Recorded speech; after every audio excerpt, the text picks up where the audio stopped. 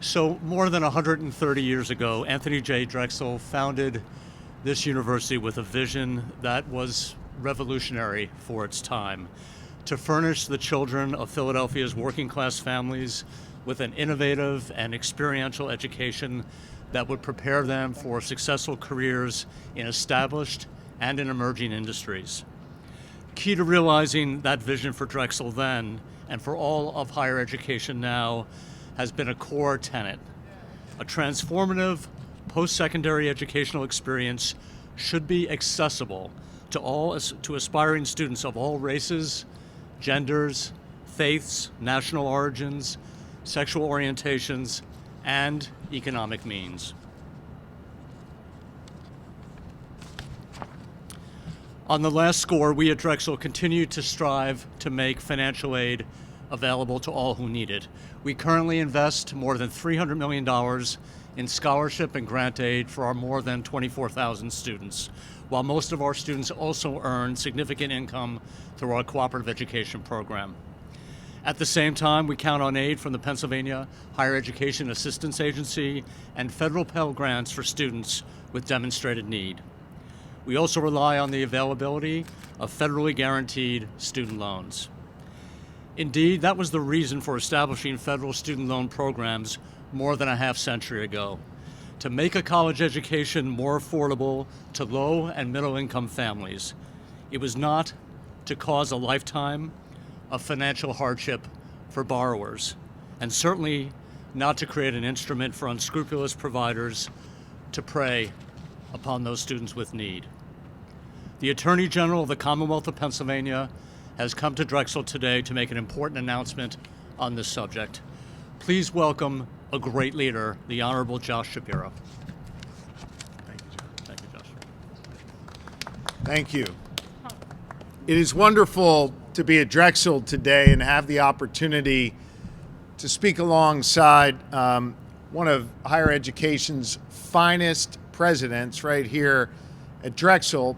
I know that President Fry is committed to making sure that there is real access and affordable higher education, and Drexel invests, as you just heard, hundreds of millions of dollars to giving students the opportunity to achieve a level of success. And so we came here today because we believe Drexel is doing it the right way in order to make this important announcement.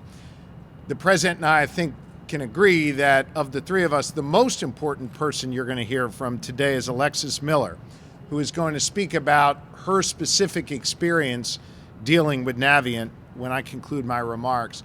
I also want to welcome today Nick Smith, who has been the chief negotiator in my office with Navient, and whose hands are all over this important announcement that we make today. 4 years ago, my office sued Navient, one of the largest student loan servicers in the country, for their abuses against Pennsylvanians with student loans. Our investigation over these 4 years uncovered two deceptive and unfair schemes that Navient used to break the law and to put their own profits ahead of the people that they were supposed to serve. The first scheme involved Navient issuing subprime private loans to borrowers who they knew couldn't pay back these loans.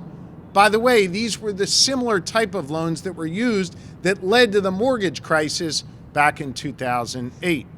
These loans were issued with large fees and exorbitant interest rates, and most of these loans defaulted. This practice left borrowers with mountains of debt, crushing their chances for future credit, like owning a home or buying a car, starting a business, and being entrepreneurial in the way that they learn here at Drexel how to be.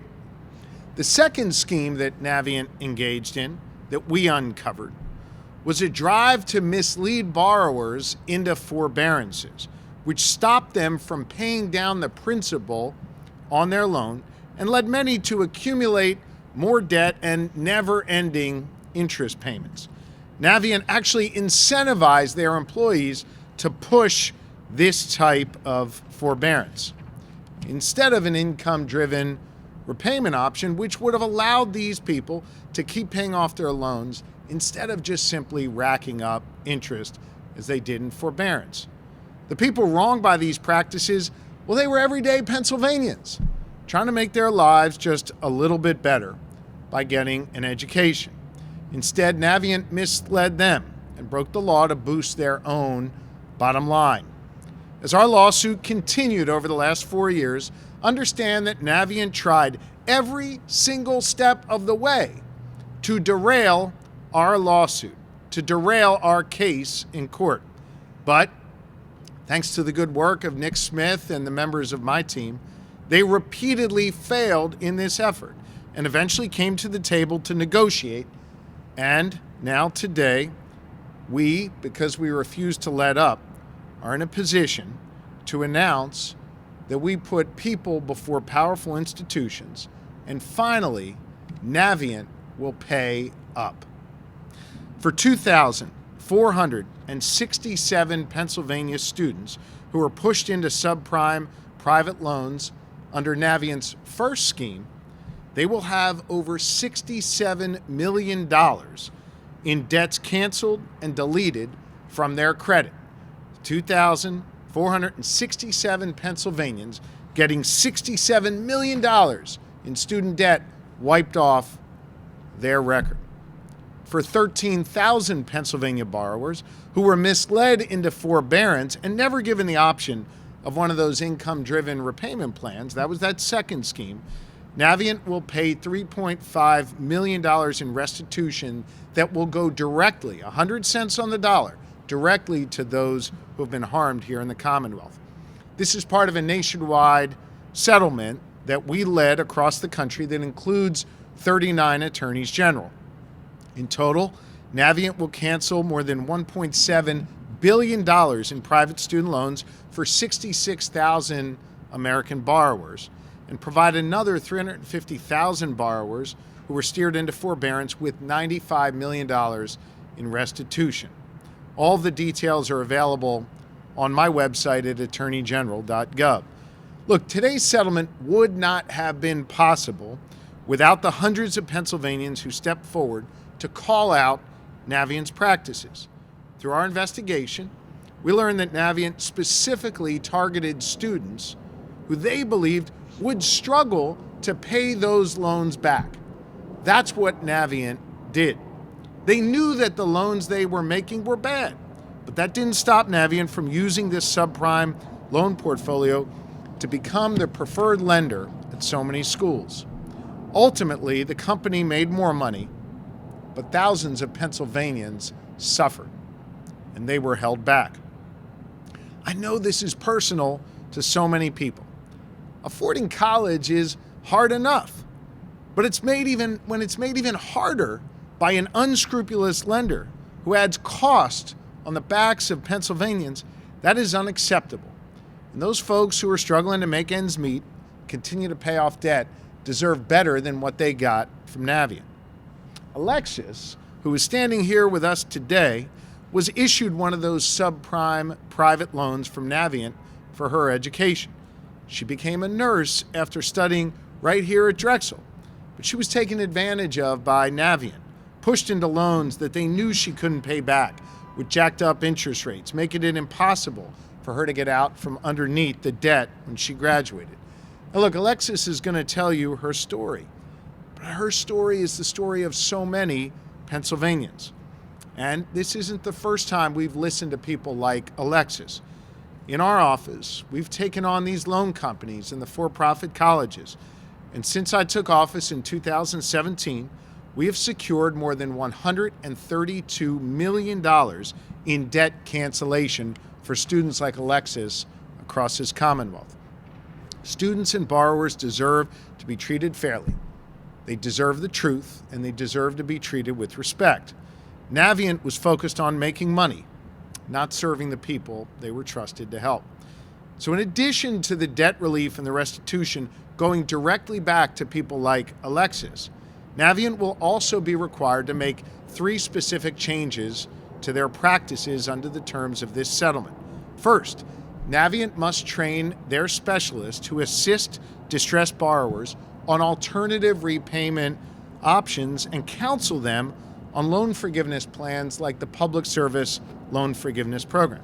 Second, moving forward, all customer service representatives at Navient must go through income-driven repayment options and offer an estimate on payment before putting people into forbearance. And third, Navient may no longer incentivize their employees to rush through calls or skip all of these details with compensation incentives or other practices. If you're eligible for any of the relief offered by this settlement, here's the good news. You don't need to do anything. You're going to get your money. If you have a federal loan, the only thing I'd encourage you to do is just make sure that the U.S. Department of Education has your current address. Go to studentaid.gov in order to do that. Those receiving private loan cancellation will receive a notice from Navient this summer. And if you're eligible for restitution, you'll receive a postcard notice of what you'll get under the settlement this spring. Look, here's what I just want to say before I turn it to Alexis. I understand that despite the ongoing pause that exists for payments on federal student loans, many borrowers are looking for more from Washington, D.C., looking for more solutions to the mounting student debt crisis. By the way, full disclosure, I'm 48 years old. Lori and I just put our first child of 4 in college, and I'm still paying off my college loans. As it stands right now, the average college graduate in Pennsylvania owes more than $39,000 in student debt, the second highest in the nation, which makes what they're doing here at Drexel by providing affordable access to higher education so much more important and critical. More needs to be done on this issue more broadly, but our settlement today is truly going to provide real and meaningful relief for many struggling borrowers across Pennsylvania, over 15,000 to be precise. And this is just one piece of the effort to hold Navient accountable and help millions of young families and borrowers of all types with the unprecedented scale of student loan debt in our country. As the People's Attorney General, I'm going to continue to put the good people of Pennsylvania before the powerful institutions, to be their voice, to hold those accountable who prey on Pennsylvania consumers. And with that, I'd like to turn it over right now to Alexis. I want you to hear her story and hear how this settlement is going to benefit her. Alexis, we appreciate you being here today, appreciate your courage, not just standing up here today, but speaking to us to help us make this case. By virtue of your presence here today and you sharing your story, you helped millions of students across this country. We're truly grateful to you. The podium is yours. Thank you. Thank you so much. Thank you all. I want to say thank you first to President John Fry for having me here on campus and for Attorney General Shapiro for pushing forward through this settlement. And the 4 years, I'm sure, was grueling. And for me, it's still a little shocking that this is actually occurring. It's momentous, and what they've been able to accomplish, and it's momentous for my life moving forward, my future, truly. I'm from Philadelphia originally. Neither of my parents graduated high school. College wasn't really something that was even an idea, and I really, really wanted to go. And so getting there meant financial aid. And when I was an undergrad, I went through the financial aid counseling through the federal financial aid. But then I decided I wanted to choose nursing as a career and come to Drexel. They still have an amazing program, 11 months, and you can become a nurse. And that was something I was very passionate about. But I knew I couldn't afford the complete college if I was paying out of pocket. And so the cost of college. So I chose to go through Navient and to secure loans, and it wasn't the same afterwards. I mean, to say that this company tormented me is an understatement, like many others across the country, with the constant calls, with the misleading of information, with pushing into forbearance that I knew wasn't really the right choice, asking about income-based repayment options, and that was never offered. I was told I was not eligible. It was disheartening, and they would call my jobs. They called my family members, hounding them. And I tried my best to make ends meet with my own financial issues going on, and there was just no solution. They were never willing to work with me. And as a student, as a borrower, somebody who really values education, and I sought out my dream, and I was able to accomplish graduating from college, building up my nursing career, knowing that this company is attacking my credit and breaking that down, and also the professionalism that I carry with me, that was tarnished because of my student loan history. So having this settlement is more than just repaying off loans. It's life changing. The opportunities that I was not allowed to even think about, or it wasn't even an option for me, can now be possible because of a settlement like this. And so, standing up here, I'm extremely grateful, and I'm hopeful for the first time in a long time.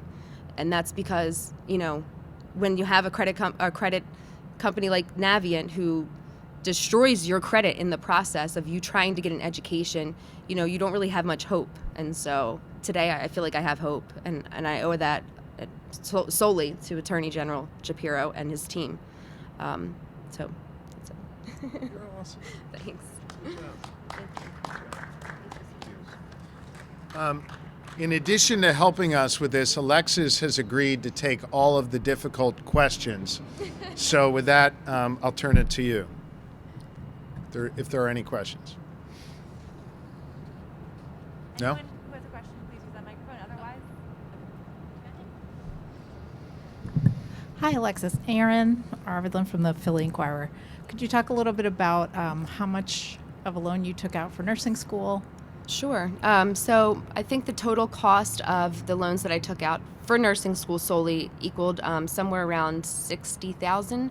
And then with the astronomically high interest rates over the years and the penalties that I wasn't even made aware of that I was accruing, I think it totaled out about to $81,000 or $82,000. And so that's just for my nursing education here at Drexel. Great. And are there a lot of other nurses like yourselves in the same position? Absolutely. I mean, we joke that we would never be able to pay off our student loans ever, that it's just something that we'd have to just live with for the rest of our lives. That was our understanding of our debt, especially when we chose to go the Bachelor's of Nursing pathway as opposed to some other pathways you can choose as a nurse. It almost felt like you were penalized for trying to further your knowledge of nursing. And for Mr. Attorney General, a question about, are there any other for-profit or trade schools in Pennsylvania who will be affected by this settlement? We're engaged in a number of different ongoing investigations of for-profit colleges and universities. I mentioned before the more than $130 million in debt that we've canceled as a result of that work. This pertains to those who were dealing with Navient in colleges and universities across Pennsylvania. So it's more student-driven than institution-driven. But our work against the for-profit colleges who are preying on Pennsylvania students continues. And that's an area where we've been very aggressive in standing up for students in the Commonwealth. Why is Navient saying that they're admitting no wrongdoing? Yeah, I saw that. I mean, look, they got a bunch of corporate PR people that I guess they're paying to say that. Actions speak louder than words, Aaron. And at the end of the day, they're putting up nearly $2 billion for the students who they ripped off. So they can say whatever they want, and their CEO can go out and claim whatever he wants. But the bottom line is, they fleeced students across this nation to the tune of nearly $2 billion, and we got them their money back. That's the story here. That's what happened. I don't care what any fancy PR person says. Great, thank you. Anybody else? Good, thank you. Please thank the meteorologists at your stations for the good weather today, okay?